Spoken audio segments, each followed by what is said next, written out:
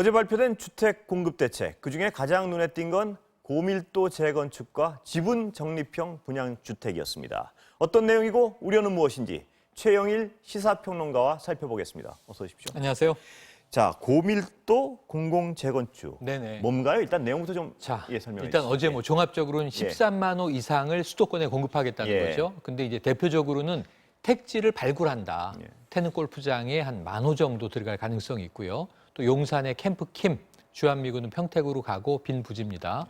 이외에도 이제 서초동에 있는 조달청 부지 이런 것들을 다 모아 택지 공급 이 발굴을 하는데 문제 그것만으로 한계가 있으니까 재건축 재개발 단지에 새롭게 이제 건물을 올리게 될 때 주택을 올릴 때 용적률을 상향한다. 자, 용적률 상향은 이제 공간 활용을 훨씬 넓혀주는 건데요. 대표적인 것이 이제 이 고도 제한이 있던 층수를 더 위로 올리는 거죠.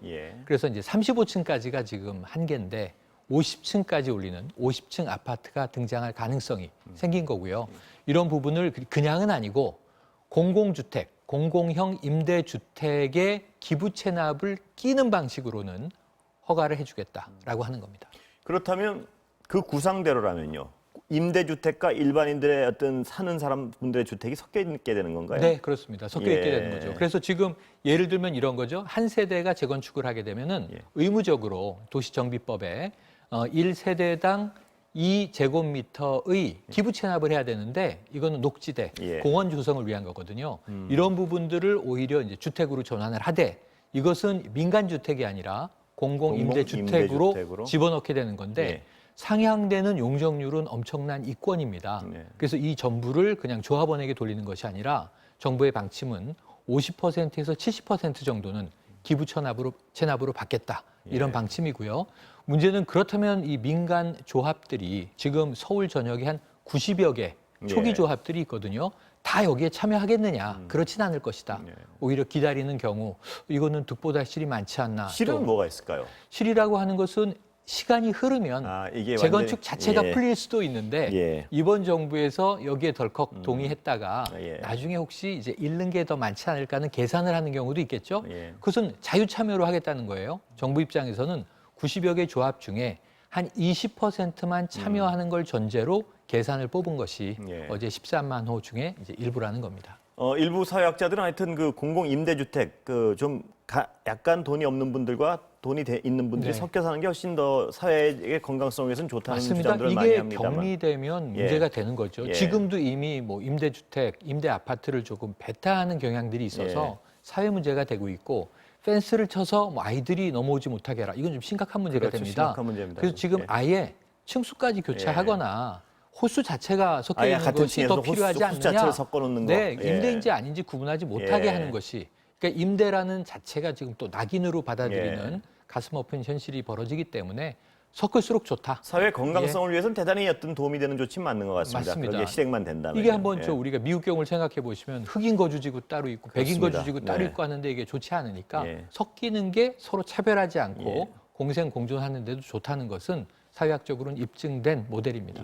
50층 올리는 게 가능하겠냐 이 얘기는 왜 논란이 되는 겁니까? 그러니까 어제 이 발표가 나오자 서울시가 반대 입장을 냈어요. 왜냐하면 지금 2030 서울 플랜이라고 해서 서울은 생태도시로 가기 위해서 고도 제한을 35층으로 하고 있는데 서울시의 인허가권을 무시하고 중앙정부가 일방적 발표를 한 게 아니냐. 그런데 사실은 발표하고 서울시가 반대 입장을 냈다가 한 4시간여 지나서 중앙정부와 서울시가 머리를 맞대고 중앙정부도 모든 35층을 다 푸는 게 아니다. 일부 이게 꼭 필요한 부분만 푸는데 인허가권은 서울시에 있으니 서울시와 당연히 협의를 거쳐서 합의된 대목만 50층 정도로 올리게 될 것이고 또 서울시도 한 40층까지는 가능하다는 거예요. 이게 3종 일반 거주 지역과 또는 준거주 지역과 또는 일반 거주 지역이라 하더라도 50층으로 올려야만 하는 경우 이런 경우들을 하나하나 단지별로 중앙정부와 서울시가 아마 엄선하게 될 것 같습니다. 일단 서울시와의 어떤 초기의 갈등으로 비춰졌던 부분은 봉합이 된 거군요. 어제 저녁으로 해소가 됐습니다.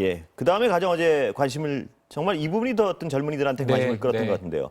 지분 적립형 분양주택. 이 개념이 뭔가요? 이건 제가 들어가고 싶더라고요. 일단은 이제 가정을 해서 한 5억 원짜리 주택이 있다고 했을 때 주로 젊은 층 신혼부부를 타겟으로 한 건데요. 이분들이 목돈이 없지 않습니까? 그러니까 20%에서 40%의 집값을 먼저 성금으로 받습니다. 예. 그럼 5억 원 주택이면 1억 원이나 혹은 2억 원 정도를 내고 나머지 잔금이 몸통이 더 크지 않습니까? 예. 근데 이걸 보통은 대출을 당겨서 대출도 이 정도 비율로 요즘은 안 해줍니다만 예. 대출로 막고 이자를 내게 되니까 우리가 흔히 자가명의 월세 아니냐. 예, 예. 명의는 내 명의 아하, 집이지만 예. 은행의 이자를 월세처럼 내야 되는 거 아니냐. 이런 푸념들이 있었는데 예. 이제는 정부에다가 20년 내지 30년 상환으로 나머지의 집값을 분납하는 거예요. 예, 그게 은행에서 빌리는 거랑 어떤 차이가 있나요? 은행에 은행, 어떤 예, 자기 예. 집 담보 대출한 거랑 어떤 차이가 있나요? 그거는? 이자율이 아주 낮거나 예. 없겠죠. 원금만 분할 상환을 하는 거고 그리고 요즘에 은행에서는 예. 20, 30년 장기 대출이 없으니까요. 드뭅니다. 예, 한 금융적 15년 안정성을 정도, 제공한단 말씀이시죠? 10년, 15년 되죠. 그러니까 예. 사실은 이것은 형편에 상관없이 정부가 보증을 하는 형태로 집을 성금만 받고 준다고 보면 되겠습니다. 예. 그리고 나서 다만 한 가지는 굉장히 혜택이 크잖아요. 예. 그러니까 전매 제한이 20년입니다. 20년이요. 예, 20년 내지 30년 상환 조건이니까 웬만큼 갚을 때까지는 전매하면 안 되고 예. 이 전매 제한이 풀리게 되면 20년 이상 살았다 그러면 시세로 팔 수 있는 권한은 주어지게 되는 겁니다. 예. 그래서 이것은 장기적으로 살아야 되는데 원한다고 다 들어갈 수 있는 건 아니에요. 예. 그러니까 신혼 이 부부의 한 40% 예. 그리고 이제 젊은 세대의 한 30% 정도 생애 첫 이 주택의 경우 한 30% 정도 주로 특별 분양으로 이것을 배정하겠다라는 것이어서 이것도 아마 제가 볼 때는 경쟁률이 꽤 강할 것 같고요. 예. 저 같은 중년에게는 예. 뭐 기회는 돌아오지 않을 것 같습니다. 예, 젊은이들 보기에는 굉장히 매력적인 제안인 건 맞는 맞습니다. 것 같습니다. 네. 예. 다른 얘기 좀 여쭤보겠습니다. 어제 저희 보도를 보셨는지 모르겠는데 몇 네. 군데 보도를 했는데요. 종편 채널 TV조선이 네네. 특수관계인에게 혜택을 줬다. 이 공정거래위에 걸렸다. 뭐 이 얘기 같은데 좀 정리를 좀 맞습니다. 해주시죠. 그러니까 내용은 예. 이렇습니다. 이게 이제 흔히 요즘에 이 재벌 기업도 마찬가지인데 일감 몰아주기는 불공정 거래로 예. 공정거래위에서 이제 아주 강하게 단속을 하죠. 예. 자, TV조선의 반기 회사가 아니고 하이그라운드라는 드라마 제작사가 있습니다. 예. 어떤 연관성이 있냐면 이 전 TV조선의 사장을 지냈던 대표이사를 지냈던 방정호 씨. 방정호 예. 씨. 예. 지금 이제 이 방정훈 사장의 차남이죠. 예. 그런데 이제 이 분이 대주주로 있는 최대 주주로 있는 회사인 거예요. 예. 드라마 제작사인 하이그라운드가.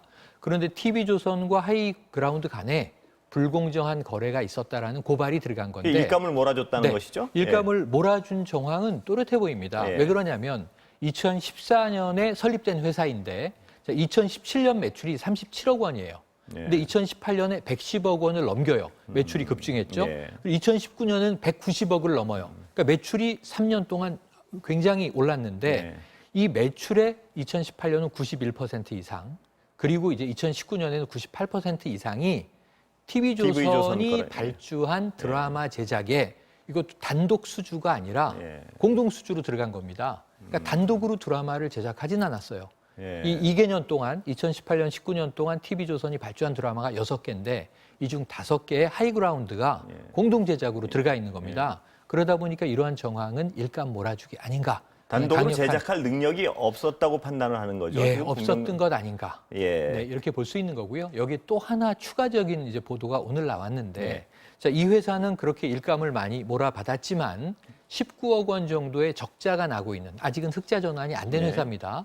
뭐 6년 정도 된 회사니까 그럴 수 있어요. 예. 그런데 어떤 영어 유치원에 19억 원 정도를 담보도 없이 네. 조건 없이 업무적 관계가 아닌데 그냥 대여해 줬다는 거예요. 그 영어 유치원이 어딘가가 중요하겠군요. 네, 이 영어 유치원의 전 대표가 예. 바로 이제 방정호 전 사장이었던 거죠. 예. 그래서 어찌 보면은 이 오너가 같다라는 공통점 외에는 이 적자를 보고 있는 드라마 제작사가 영어 유치원에 20억 원 가까운 예, 돈을 줄 그냥 이유가 없단 선뜻 말씀이시죠? 빌려줄 이유는 없는 것이죠. 예. 그것도 적자 기업이 왜 이러한 예. 이제 무리한 대출했는가? 이것은 연결고리는 예. 방정호 사장 밖에는 네. 없단 말씀이시죠? 그러니까 하나는 아까 말씀드린 것은 일감 몰아주기 정황이고 지금 이 영어 유치원 관련해서는 이것은 배임이 아니냐, 예. 회사에 이제 해를 끼치는 예. 배임 행위가 아니냐라는 이제 추정이 나왔기 때문에 예. 앞으로 이것은 뭐 조사와 수사가 어떻게 진행되는지를 지켜봐야 할 것 같습니다. 예, 오늘 여기까지 듣겠습니다. 감사합니다. 고맙습니다.